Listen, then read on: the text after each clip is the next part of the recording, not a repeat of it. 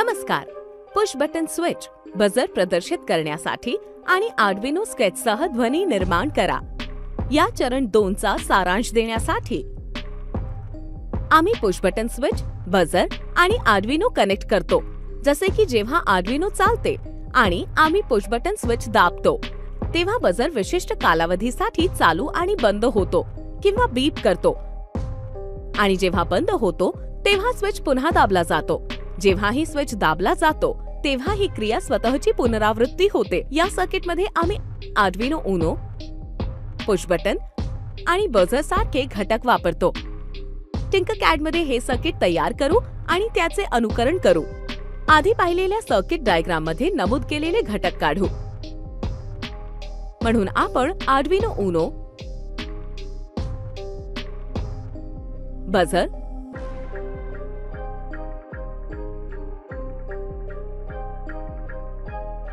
Push button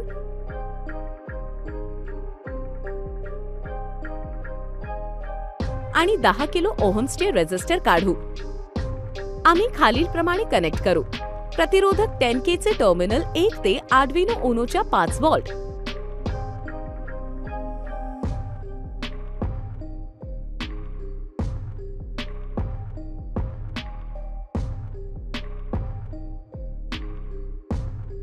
ही positive line आहे. तर आपण वायर रंग निवडू. लाल. रेझिस्टर 10K चे टर्मिनल 2 ते पुश बटनाचा टर्मिनल 1A पर्यंत.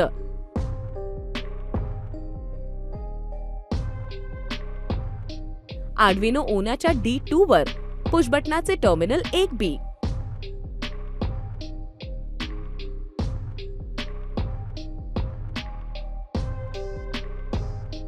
आर्डिनो उनोचा GND वर पुश बटनाचे टर्मिनल 2A. ही नेगेटिव्ह लाईन आहे, म्हणून आपण वायरचा रंग काळा निवडू. आर्डिनो उनोचे D3 चे बजरचे पॉझिटिव्ह, पुश बटनाचा टर्मिनल 2A वर बजरचे नेगेटिव्ह. आम्ही आता सर्किट पूर्ण केले आहे. चला कोडवर जाऊया. तुम्ही पुढे जाण्यापूर्वी आर्डिनो प्रोग्रामिंगचा परिचय व्हिडिओ पहा. कोड बटनावर क्लिक करा. तुम्हाला येथे डिफॉल्ट कोड दिसेल. व्हिज्युअल ब्लॉक कोडिंगच्या स्वरूपात. विद्यमान डिफॉल्ट कोड हटवा.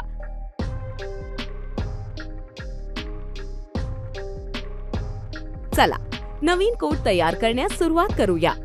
अधिक मजकूर ब्लॉक करण्यासाठी दृश्य बदला. तुम्ही ब्लॉक आणि टेक्स्ट फॉर्म दोन्ही पाहू शकता. प्रथम आपण नोटेशन ब्लॉक वापरून कोडचे वर्णन लिहितो.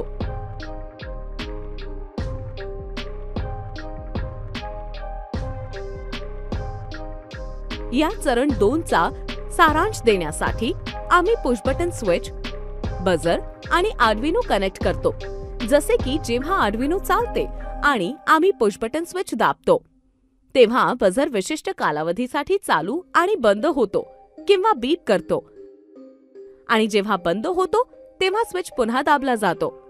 जेव्हा ही स्विच दाबला जातो तेव्हा ही क्रिया स्वतःची पुनरावृत्ती होते. या कोडसाठी व्हेरिएबल्स, इनपुट, आउटपुट, कंट्रोल आणि मॅथ ब्लॉक्स आवश्यक आहेत.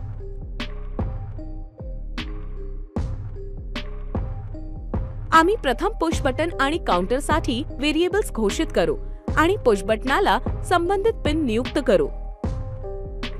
आपण 2 व्हेरिएबल्स तयार करू.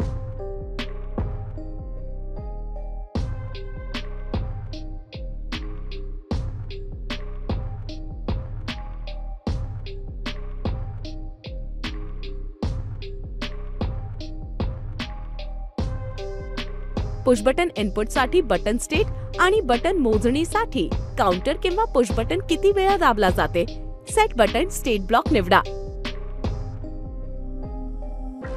इनपुट ब्लॉक निवडा. रीड डिजिटल पिन घ्या आणि डिजिटल पिन 2 वर सेट करा.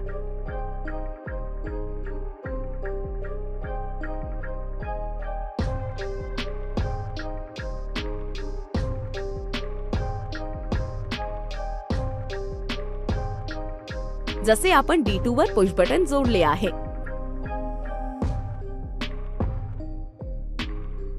आता आपण एक सशर्त लूप तयार करतो, जसे की जेव्हा जेव्हा बटन दाबले जाते तेव्हा काउंटर 1 ने वाढतो. आता आपण नियंत्रणाकडे जाऊ आणि सशर्त लूप तयार करण्यासाठी तर मग ब्लॉक घ्या.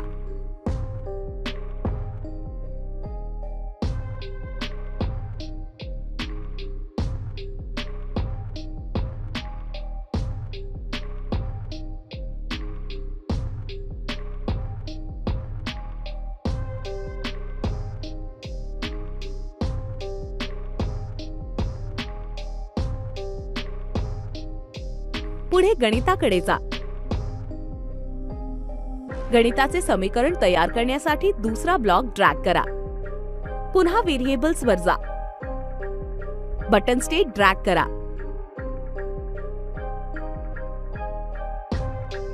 येथे समान निवडा. पुन्हा गणितात जा. उच्च ब्लॉक ड्रॅग करा. तर्कशास्त्र उच्च वरून निम्न मध्ये बदला. पुढे आपण व्हेरिएबल्स वर जाऊ. बदल ब्लॉक घ्या. येथे काउंटर निवडा. शून्याला 1 ने बदला.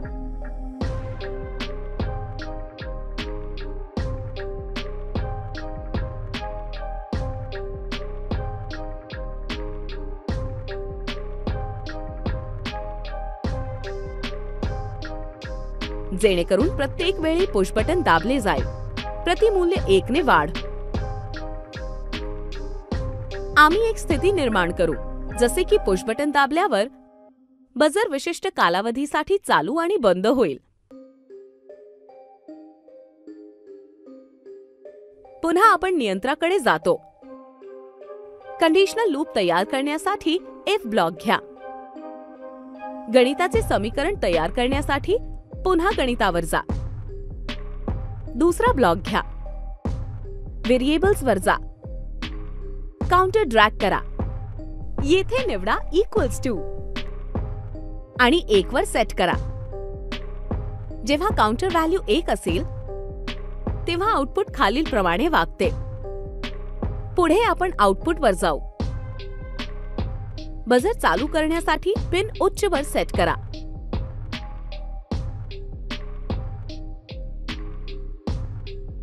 डिजिटल पिन 3 वर सेट करा.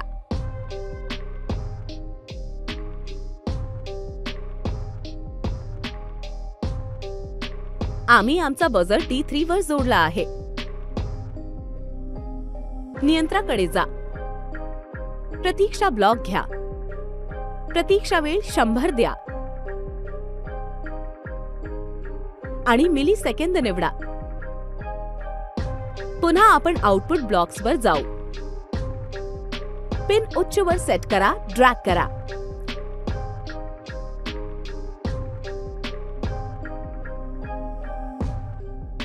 डिजिटल पिन 3 वर सेट करा. उच्च ते निम्न बदला. पुन्हा नियंत्रणाकडे जा. प्रतीक्षा ब्लॉक घ्या.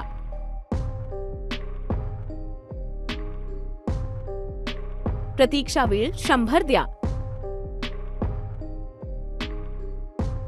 आणि मिली सेकंद निवडा.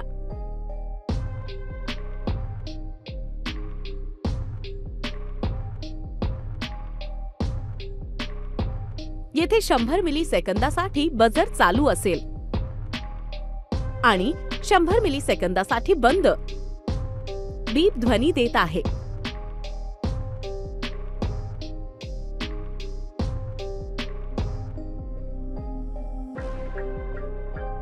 बटन दुसऱ्यांदा दाबल्यावर खालील कोड बजर बंद करेल.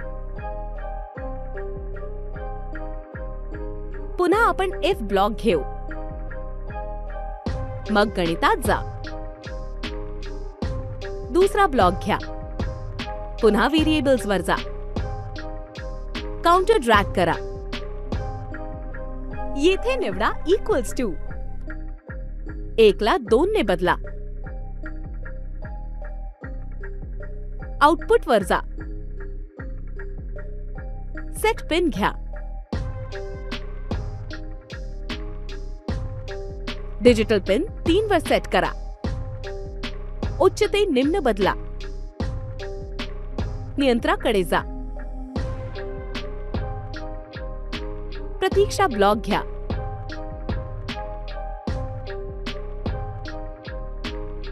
प्रतीक्षा वेळ द्या.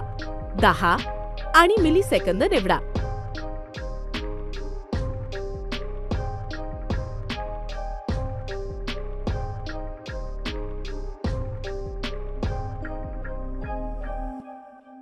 लूप तयार करण्यासाठी कोड लिहिला जातो. जसे की बटन पुन्हा तिसऱ्या किंवा अधिक वेळा दाबले जाते तेव्हा बजर वरील प्रमाणेच वागतो. पुन्हा आपण इफ ब्लॉक घेऊ.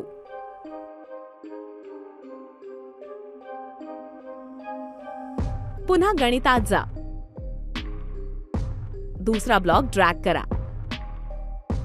पुन्हा व्हेरिएबल्स वर जा आणि काउंटर ड्रॅग करा. येथे चिन्हापेक्षा मोठे निवडा. 1 ला 2 ने बदला. हा सेट ब्लॉक घ्या. काउंटरवर बदला. 0 ला 1 ने बदला. एकावर काउंटर सेट करा. आम्ही कोड पूर्ण केला आहे आणि सिम्युलेशन साठी तयार आहेत.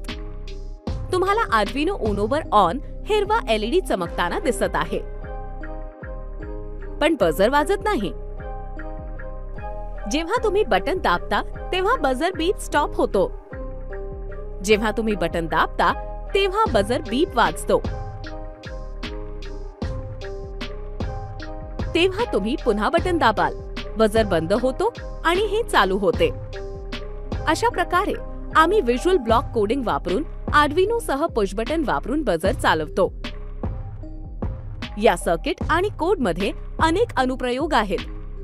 काही उदाहरणे क्विज बजर्स, सिक्युरिटी सिस्टम मधील बजर्स इत्यादी असू शकतात. तुम्ही आता तुमचे स्वतःचे सर्किट तयार करू शकता आणि कोड लिहू शकता, इमेज फाइल डाउनलोड करू शकता आणि असाइनमेंट सबमिट करू शकता.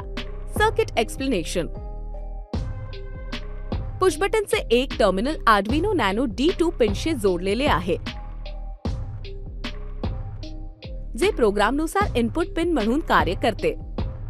पिन 10K रेझिस्टरसह 5 वोल्ट पॉझिटिव्ह पॉवर सप्लायला उंच म्हणजे कनेक्ट केलेला खेचला जातो आणि दुसरे टोक जमिनीला जोडले असते. बजर पॉझिटिव्ह पिन आर्डिनो नॅनोच्या पिनशी जोडलेली असते आणि त्याची नेगेटिव्ह पिन जमिनीला जोडलेली असते. प्रोग्राम अशा प्रकारे लिहिला आहे की जेव्हा तुम्ही पुश बटन स्विच दाबता तेव्हा विद्युत प्रवाह 5 वोल्ट पॉझिटिव्ह वरून पुश बटन स्विच द्वारे आणि शेवटी बंद पथ 1 मधील GND वर वाहतो आणि इनपुट पिन स्थिती बदलते. तर्क कमी या बदल्यात आउटपुट पिन बंद पथ 2 मधील लॉजिक उच्च स्थितीत बदलते. अशा प्रकारे बजर सक्रिय करते, जे स्केचनुसार ध्वनी उत्सर्जित करण्यास सुरुवात करते. पुश बटन स्विच पुन्हा दाबल्यावर बजर बंद होतो. मजा करा. चीयर्स.